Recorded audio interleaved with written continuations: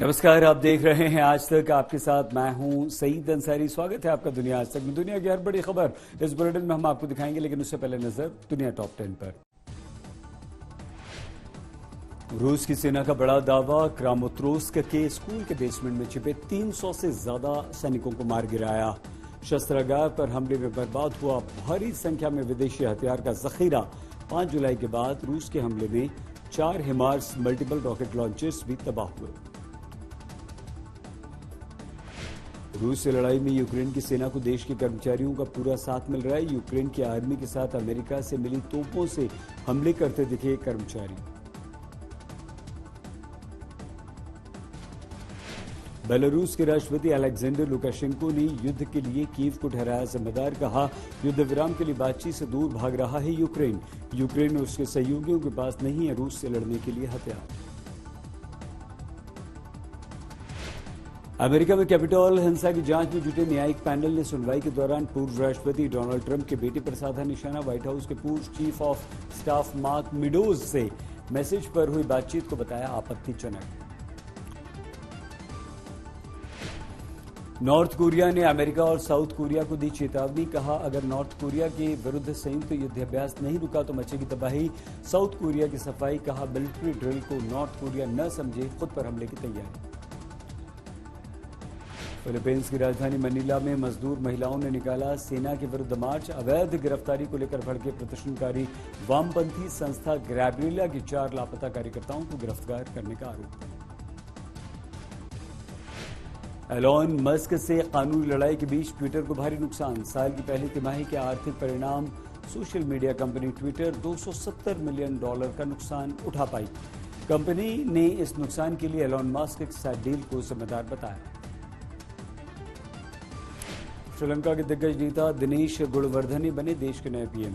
राष्ट्रपति विक्रम सिंघे ने दिलाई शपथ। गुणवर्धने नई सरकार के गठन के बाद प्रदर्शनकारियों को हटाने में सुरक्षा बलों के जवानों की मदद ले रहे हैं।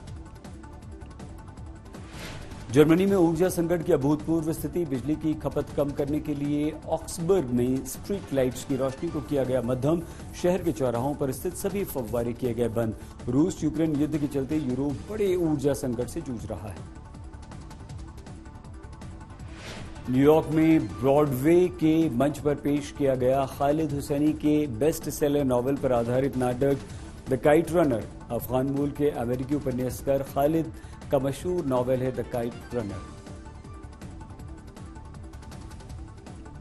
रूस यूक्रेन युद्ध के चलते यूक्रेन से दुनिया को होने वाली अनाज की सप्लाई को लेकर रास्ता साफ हो गया और इसके लिए टर्की के इस्तांबुल में एक समझौते पर हस्ताक्षर किए गए, जिसके बाद यूक्रेन अब दुनिया के अन्य देशों में अपने अनाज का निर्यात रूट तय कर सकेगा।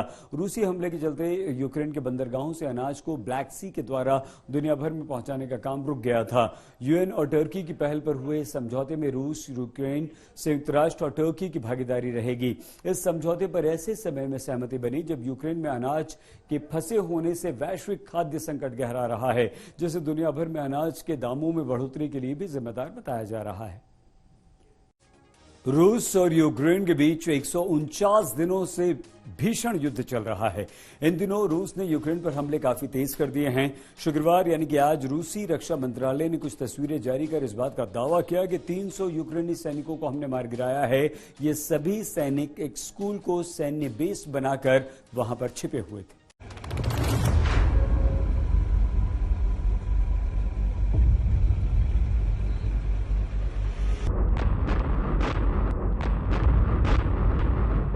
जबरदस्त तबाही वाली तस्वीरें पेश कर रूस ने 300 यूक्रेनी सैनिकों को मार गिराने का दावा किया है। इन तस्वीरों में एक तरफ रूसी सेना के बम अपने टारगेट को निशाना बना रहे हैं, तो वहीं दूसरी तरफ हमले के बाद इमारत से सैकड़ों मीटर ऊपर धुएं का गुबार उठता दिख रहा है। रूस ने इन तस्वीरों के जरिए दावा किया है कि उसने सैकड़ों यूक्रेनी सैनिकों को निशाना बनाया है, जो एक स्कूल में आर्मी बेस बनाकर रह रहे थे। डोनेत्स्क प्रांत के क्रामाटोर्स्क में इस स्कूल के अलावा मिकोलाइव के हथियार डिपो को नष्ट करने का भी दावा किया गया है। इतना ही नहीं, रूसी रक्षा मंत्रालय ने 5 जुलाई से 20 जुलाई के बीच अमेरिका के दिए 4 हिमार्स मल्टीपल रॉकेट लॉन्चर को भी तबाह कर देने का दावा किया है। оружием наземного базирования уничтожен пункт временной дислокации националистического формирования «Черная сотня», развернутый в здании школы номер 23 города Краматорск Донецкой Народной Республики. Ликвидировано до 300 националистов и свыше 40 единиц специальной техники. वहीं शुक्रवार को यूक्रेनी सेना क्रामाटोर्स्क के उस स्कूल में रेस्क्यू करती दिखी जिसको तबाह करने का दावा रूस ने किया है। हालांकि यूक्रेन ने कहा है कि उसने स्कूल के मलबे से 3 शव बरामद किए हैं। वहीं क्रामाटोर्स्क शहर के अलावा कोस्तिनेविक शहर में भी एक स्कूल को रूसी सेना ने निशाना बनाया है। यूक्रेन के राष्ट्रपति कार्यालय ने बताया कि पिछले 24 घंटे में 6 नागरिकों की मौत हुई है, जबकि 18 घायल हुए हैं। आज तक ब्यूरो।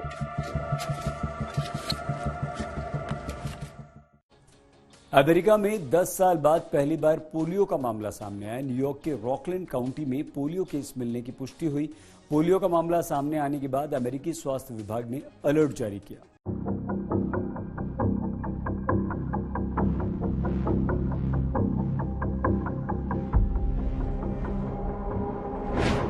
अमेरिका में एक दशक बाद पोलियो का केस 20 साल की उम्र के लड़के में मिला। पोलियो वायरस, अमेरिकी स्वास्थ्य विभाग ने किया alert.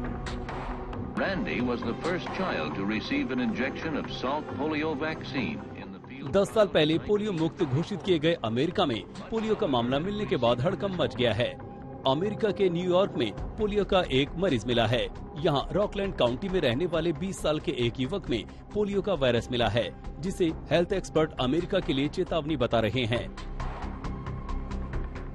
This isn't normal. We don't want to see this. And it's really a consequence of low vaccine coverage, or lower than we'd like to see vaccine coverage.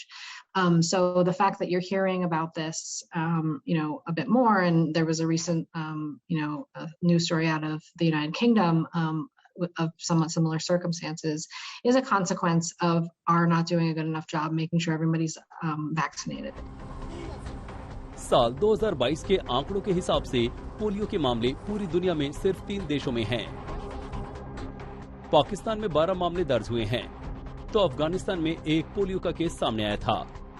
वहीं दुनिया आज तक में आज के लिए बस इतना ही। आप प्लीज अपना बहुत ख्याल रखिएगा। देखते रहिए आज तक।